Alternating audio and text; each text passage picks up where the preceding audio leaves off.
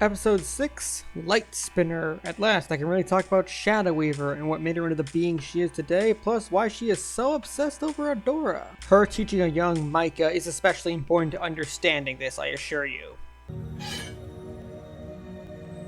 Why do you bother? You're never getting out of this cell. So this is supposed to imply that Shadow Weaver's been marking up her walls for some time now, but I checked and these weren't there in any previous scenes, so what, was it like some major time skip I'm not aware of? Also, I quite like this scene of Hordak getting his armor on and how a piece falls and he has to try and like pick it up and he looks weak. It's this quick, brief thing because he's obviously designed to look like the bad guy. Yet we get this neat little hint that he's not as strong as he's trying to outwardly portray himself to be. Why is Shadow Weaver still in the Fright Zone? I want her banished to Beast Island at once. What? Catcher's desire in keeping Shadow Weaver around goes a bit deeper than her just believing she has information they can use. Shadow Weaver is still useful to us. She knows more about Etheria than anyone else. There's been these tiny little hints that Catra does care about Shadow Weaver and what she thinks, but this is the first episode we get any real concrete information about that. And also about the Fright Zone. Have you considered the consequences if that information were to fall into the wrong hand? I appreciate how they both have good points here, like Hordak isn't just making some quick impulsive decision without thought. We've seen those files compiled by the woman. She's clearly the one running logistics and likely knows where a lot of the most valuable resources, factories, codes, all that stuff. While Catra is somewhat right as well, she's seen the information Shadow Weaver has compiled and knows there is much she hasn't told. They both have stable ground to be on for their arguments, which is great because they could have just made Hordak your typical evil guy who just yells all the time. But he's written to look and sound like this evil bad guy, yet he has been fairly reasonable in his actions. Even choking out Catra made sense. He gave her complete access to all his manpower and resources, and has basically told her to just go do her thing, and yet even with those vast resources, she still has yet to deliver on much of her promises. And hey, it's clear to us that Catra hasn't been taking the time to truly recognize what her job is. I mean, she didn't even know about Shadow Weaver's files if it wasn't for Scorpia, for instance. Yet she keeps trying to prod for praise and respect, even though, again, he has literally given her so much to do what she wants with. You have 2 days to extract whatever information you can from your prisoner. Yet even with Hordak not fully agreeing with Catra's reasoning, he still gives her time to do what she wants. Then you will banish her to Beast Island. My point is that he might be incredibly stern, but that doesn't mean he's an unreasonable person, and I like that's how they wrote him. Should be able to initiate our first test of the portal machine as soon as I rebuild the electrical. Yeah, and we got another instance of Catra being jealous, and Trapdoor can just sit on Hordak's throne and have him listening intently. Catra just wants to feel wanted and praised by someone. That's her whole thing right now. She was denied and shoved away in favor of Adora all her life, even when she was putting effort into being useful. And the same thing is happening now with Hordak, even though she made that opportunity for herself, and it seemed to have been blown away by the fact she recruited that princess from Drill. You actually moved it. How? Sorcerers can learn to channel lesser power through spells and incantation. Why is Micah biting into that crystal? It feels like that was put in just to make him look like incredibly childish. So back when she was Light Spinner, she met and trained Micah because he was a gifted student, if a bit undisciplined and impatient.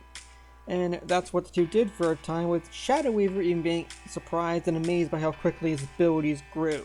Impossible!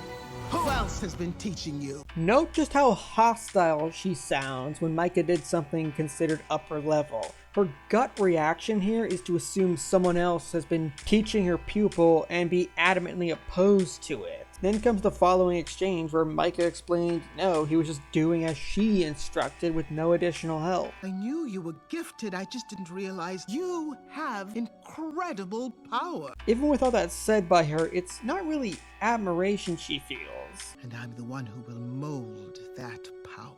We're going to do great things together. She expresses exhilaration at being the one who's going to mold his power?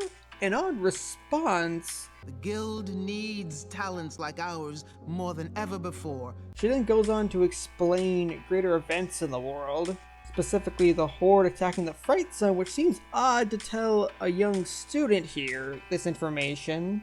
I have a plan to give us the power needed to stop the Horde. Keep all this in mind, because we're going to swing back to it in a second.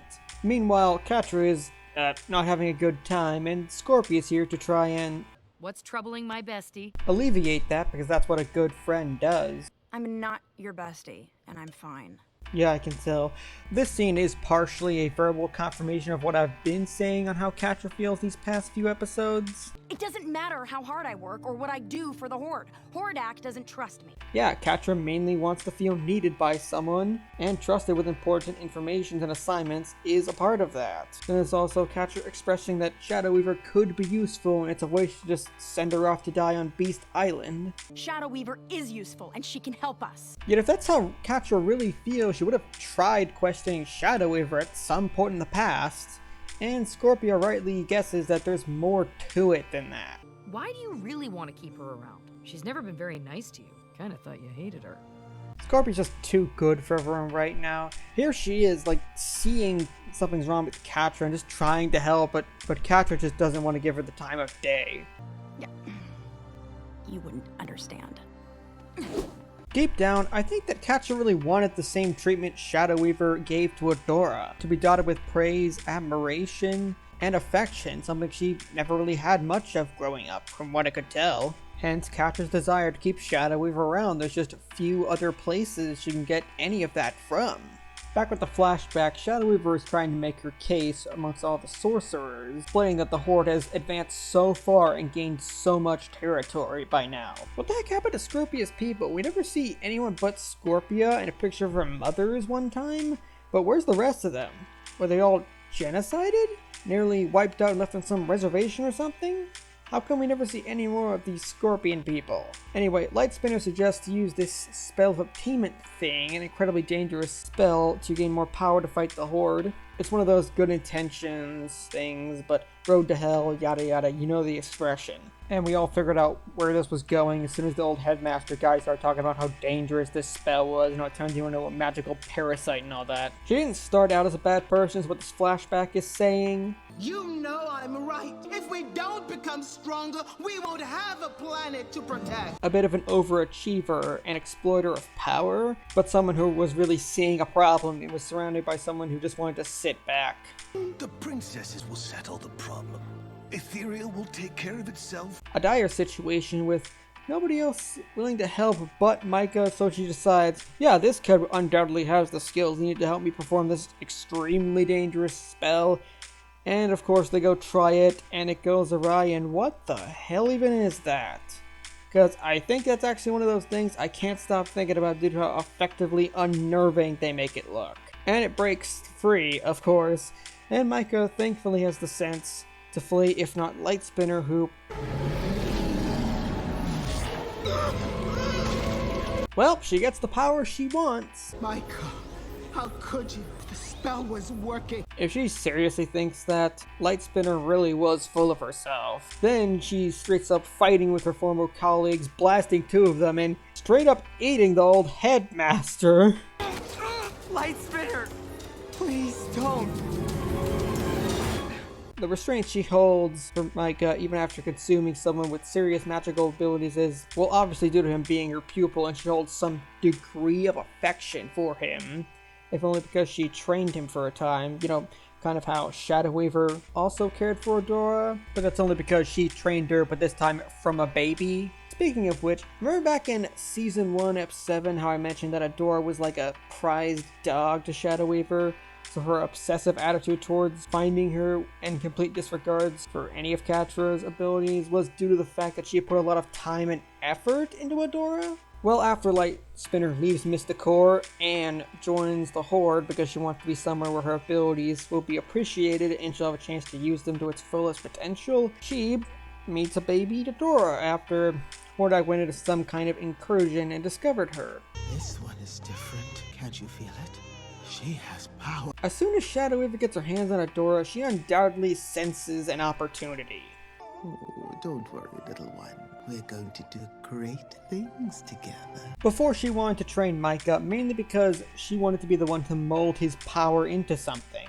A star pupil to teach and grow to perfection was what Lightspinner was looking for, and it's the idea that formed with baby Adora. She senses the power and believes she has a full chance to truly mold that in a way she couldn't with Micah, to raise and grow Adora to be exactly what she wants, and that's the reasoning behind her obsession over Adora above anything else. At least that's how I choose to interpret the information from this scene as well as from previous ones. As for things with Catra this episode... Pack your bags. You're going to Beast Island. Oh, that's right. You don't have anything. Okay, that was a bit funny, I'll admit. Don't you care?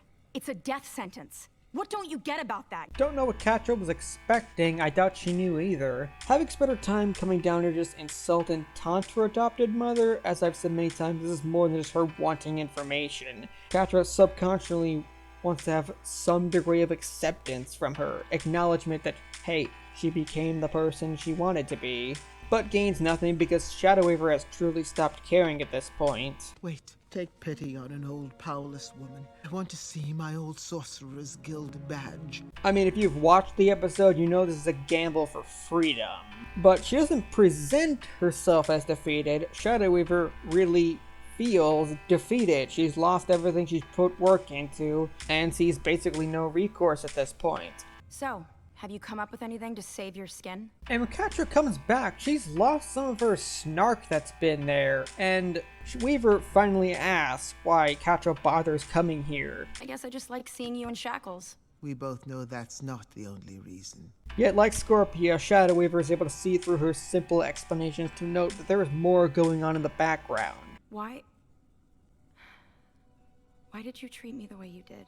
So now we have Catra finally opening up what she really wants from this woman. Why was I never good enough for you? Really, I want to know. Because you remind me of myself.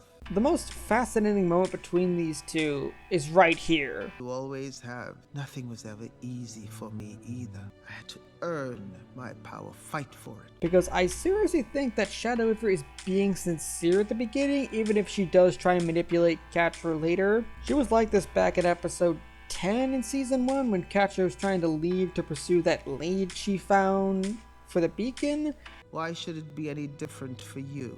We don't get everything from her past as Lightspinner, but the tone of voice and how she acts makes me feel as if she's being honest. I was a child when you took me in. What could I have possibly done to deserve the way you treated me? And so is Catra. She tries to deny she is anything like Shadow Weaver, in spite of the fact that she has learned a lot from Shadow Weaver. And we see one of those traits where, with Catra in this vulnerable state, Shadow Weaver moves in. Just like me, you're losing your position with Hordak. And it's this shift in tone and behavior where Shadow Weaver goes from honest admission to full-blown manipulation. Come here. The way that Catra just scoots over and then reacts when she's comforted in a way she's probably never had before is, well, it makes the part where it's revealed that Catra did bring Shadow Weaver's old badge into the cell, and then she immediately breaks it and just runs away after offering Catra some assistance, hurt all the more, especially for Catra. And seriously, just look at the state Catra leaves the cell in. This is her truly believing she's gotten what she's always wanted from Shadow Weaver, and then her adoptive mother just ditches her in an instant. And the way she comes back, thinking the two are gonna start planning together and working together like Shadow Weaver did with Adora. Okay. I know it hasn't been that long, but I figured we could brainstorm together. The moment where Catra realizes where that little bit of trust in her old mother got her is almost heartbreaking considering how happy she was before. And the rage and tears shed by her have a lot more weight when you put that into that previous built-up context.